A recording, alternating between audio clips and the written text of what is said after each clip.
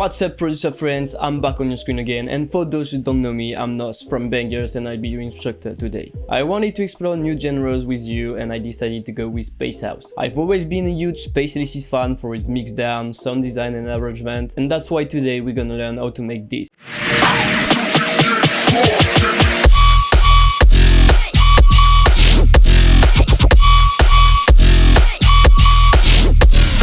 Let's not waste any more time and let's jump into Ableton. Alright, here we are in Ableton, and obviously to make Bass House you will need a Bass House beat. Here is how it sounds.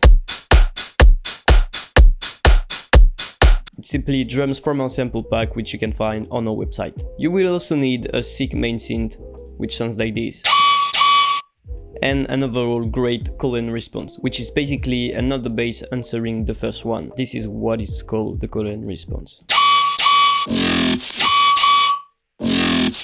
You kind of understand how the Growl bass responds to the main synth pattern. I've already covered the Growl topic in a previous tutorial, so make sure to check it out. I'll leave a link in the description. Alright, let's turn off all the effects and open up Serum and see how we created the main synth.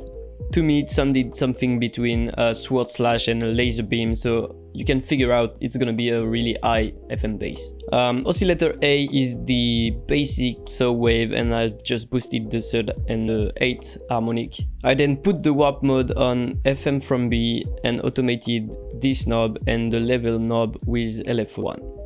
Oscillator B is also the classic saw wave and nothing much in the harmonic section. I pitch it up 1 octave, put the fine all the way down, put the warp mode on asymmetric plus, and that's pretty much it.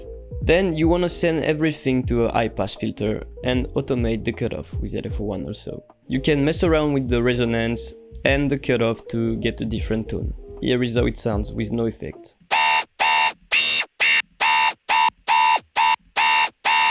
That's pretty much it for the oscillator part. Let's move on to the FX section. You wanna add some tube distortion. To add a tonal resonance, I added a comp plus filter. And I automated the resonance with LFO3 like so. Mess around with the cutoff and the resonance to get a different tone again. Then I used the EQ as a high pass filter. I automated the frequency with a really short LFO like so to get that kind of lasery sound. It's really subtle. And to finish, it's just heavy multi-band compression and the dimension to make the sound a little more wide. The post-processing chain starts with the vocoder put on retro mode. I put the bandwidth at 10 to get that sick resonance, and then you can manually draw the bands you wanna let through. Play a bit with the range and the bandwidth again to get a different tone.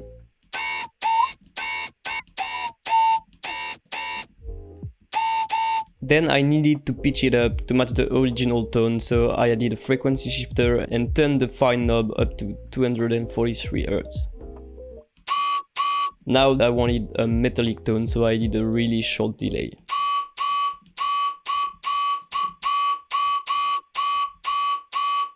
Then it's some distortion with the dynamic tube. 2 erosion, 1 for more resonance, and 1 for more noise. Really subtle again. Then it's just some EQing to get rid of the unwanted frequency before the compression. You wanna drop an OTT. You can add some dispersers. It makes the sound really organic, I love it. Then it's more saturation with saturator, amp, and EQ. Some reverb automations, which sounds like this. I've just automated the dry wet knob, like so, to give it more movement, and a final OTT to bring up that reverb. Then it's just 2 EQs to get a more precise sound. And that's pretty much it for the main synth. Now we have to fill in the gaps in the drop, so for that we have to add fillers. The first filler is a simple Growl resample. Sounds like this, and if you wanna remake it, you just take the Growl, resample it. And I'm pretty sure I've done some pitch bend automation, so I put it on Complex Pro. And I think I've done something like this.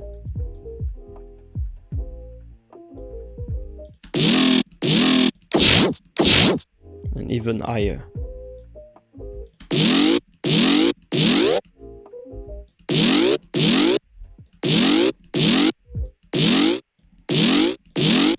Now I have to play with the formants. So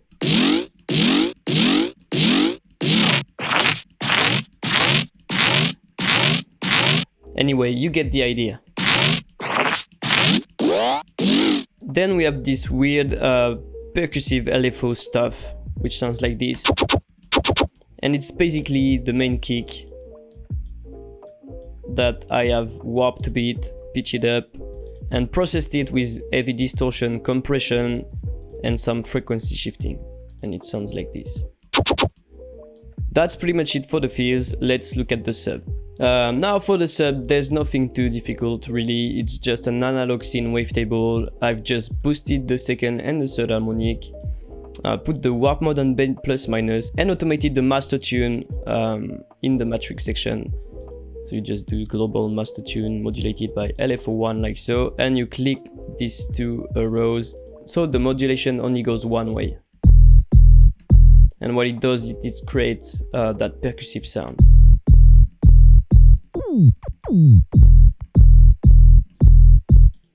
I've already talked a lot about subs in a previous tutorial, so make sure to check it out. I leave a link in the description as well. No effects in the FX section, and for post-processing it's just some saturation in the lows, EQing to boost a bit the frequency I want, and some utility to make it mono. We also have a bunch of background elements which are playing, so let's look at them. First we have this white noise coming from operator. It's just a simple white noise, and obviously any white noise will do the job. Just make sure to cut the lows and make it stereo. Then we have this kind of creepy synth playing, and it's just a FX from our sample pack. I've put some saturation and drawn it into reverb and cut the lows. And to finish, we have this sick vocal shot, which has some reverb on it, which is heavily compressed and EQ'd. It is super important because it plays a huge role in the call and response and add a lot of groove to the drop.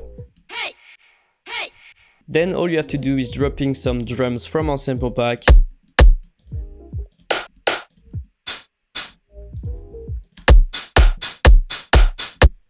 And you should end up with something sounding like this.